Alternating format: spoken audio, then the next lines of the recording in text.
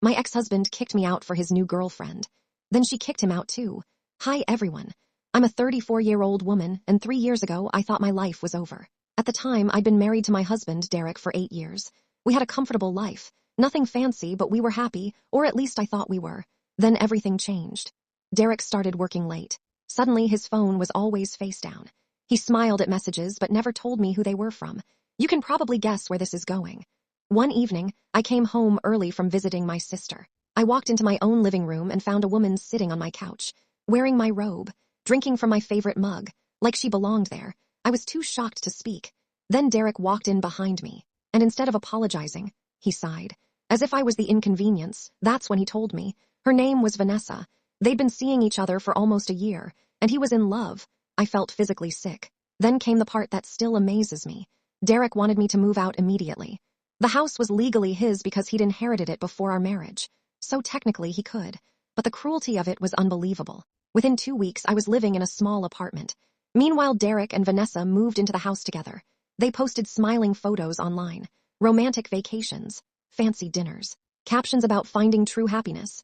Every post felt like a knife. For months, I struggled. I cried. I questioned everything. But eventually, I decided I had 2 choices: stay bitter or rebuild. So I rebuilt. I focused on work, started exercising, made new friends. Slowly, life became good again, then great. About a year later, I met Ethan. He was kind, patient, honest, everything Derek wasn't. For the first time in years, I felt genuinely happy. And that's exactly when karma showed up. One afternoon, my phone rang. The caller ID said Derek. I almost ignored it. Curiosity won. When I answered, his voice sounded miserable. Apparently, Vanessa had been cheating on him, with multiple men, for months. Then she did something even worse. Because Derek had added her name to several accounts and contracts, she walked away with a significant amount of money. She even convinced him to sell some investments before leaving. He lost far more than he ever imagined. And then, she moved in with someone else. Sound familiar? I couldn't believe it.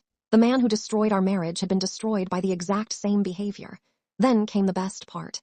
Derek admitted leaving me was the biggest mistake of his life. He asked if we could meet. Against my better judgment, I agreed.